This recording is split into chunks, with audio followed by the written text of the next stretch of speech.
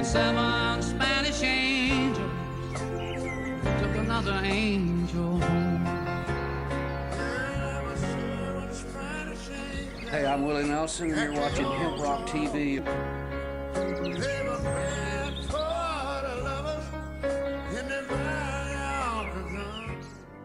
We don't run, and we don't compromise, we don't quit, we never do.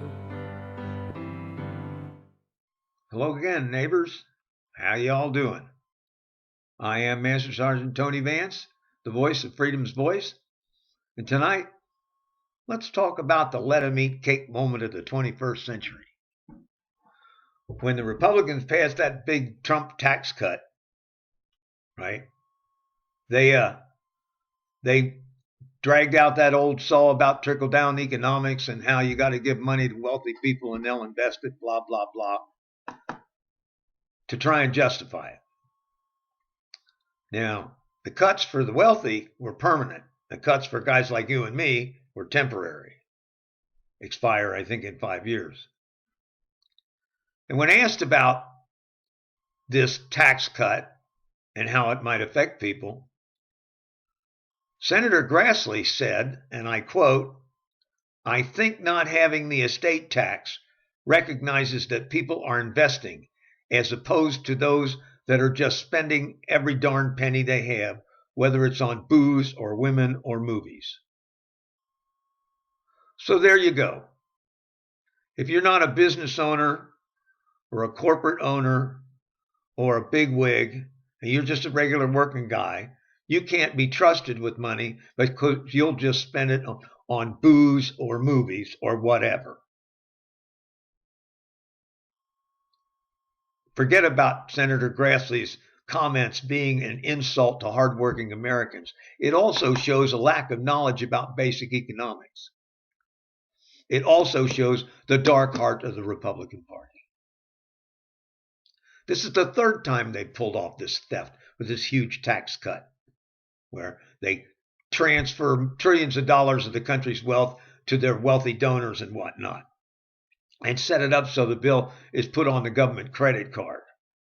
And, you know, it's going to be paid by the children of the poor and middle class. Every time they do this, the money to run the government has to come from somewhere, and it comes from the poor and middle class with increased local taxes and crap like that.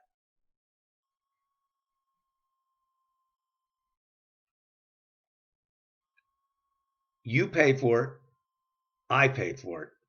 They don't pay for it. Most of these rich corporations and stuff don't pay a penny in tax. Walmart has more people than you can shake a stick at needing food stamps. You want to do something to boost the economy? Force Walmart to pay a decent living wage. Those people will spend that money, and it will actually drive the economy. And it'll land in some rich guy's bank account eventually anyway, but at least the poor guy will have use of it before it gets there. You know, unless the poor and middle class put their differences aside and vote their financial interests instead of other distractions, Republicans will do it again. There is no doubt. They are already saying that the debt from the tax cuts will make it necessary to cut Medicare, Medicaid, food stamps, etc., blah, blah, blah. And since then, with the pandemic, McConnell said the same darn thing. Oh, we're going to have to, now all of a sudden the deficit is a problem. It's not a problem when they want to give their rich donors bennies, but suddenly it's a problem if some poor sucker down the street needs an extra $100 a month to get by. Remember Mitt Romney's comment about the 47%? He was giving some kind of speech, and they recorded him. He talked to some rich people. He said that 47% of the people would not vote for him, the 47% who were takers. That's a dead giveaway right there. Takers. If you get any kind of money from the federal government, you're a taker. It doesn't matter if you're a retiree. It doesn't matter if you earned it. You're a taker. Most of these goofballs inherited their wealth. But they'll look at you and say, oh, maybe you should work harder. How in the hell can the American people work harder when they've already got two regular people working in a family and one of them's got 2 jobs? Forget any notion that the Republican Party cares about the country.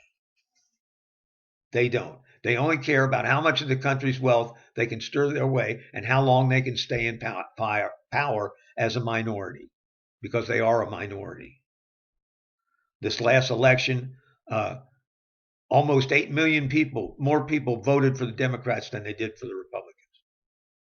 They are a minority. Republicans should remember what happened to Marie Antoinette. It was off with her head. And she didn't even say let them eat cake. But we've got Chuck Grassley here saying that if you get money, you'll waste it on women or booze or movies. Like you're somehow less holy than those who have a lot of money. I think you all should remember this next time you get in the voting booth, because this is really what it's all about.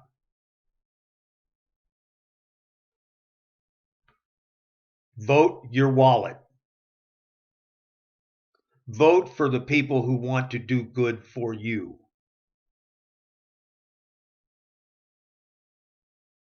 Don't let them snow you like they did before. Republicans stopped Obama and his boys from getting anything accomplished the last 6 years of his presidency. What did he do with the first 2 years? Oh, just tried to come up with some plan to give everybody health care. The Republican plan, of course, which they denounced. I mean, Mitt Romney instituted it in Massachusetts. It was a success. So why wouldn't the Republicans support their own plan? Well, they didn't. And went about, no matter how bad the country needed something, not letting anything get done for 6 years, and then blaming Democrats for not having accomplished anything. And they fell for it. And I don't blame them. Some of them working guys out there went, well, what the hell? I might as well vote for Trump. Maybe something will happen. I figured it was going to be bad. I didn't think it was going to be this bad, but it is.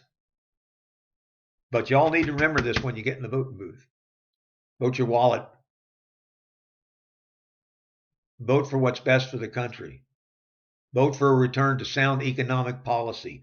Trickle up, not trickle down. Like Will Rogers said, something to the effect that you give the money to the poor people and the rich man will have it before 24 hours is up. But at least the poor man will have got some use of it. I think it's our turn to get some use of it, don't you? That's it. See you next time. Hi, I'm Willie Nelson, and the Willie Nelson Teapot Party and I endorse Veterans for Medical Cannabis Access. Just roll me up and smoke me when I die.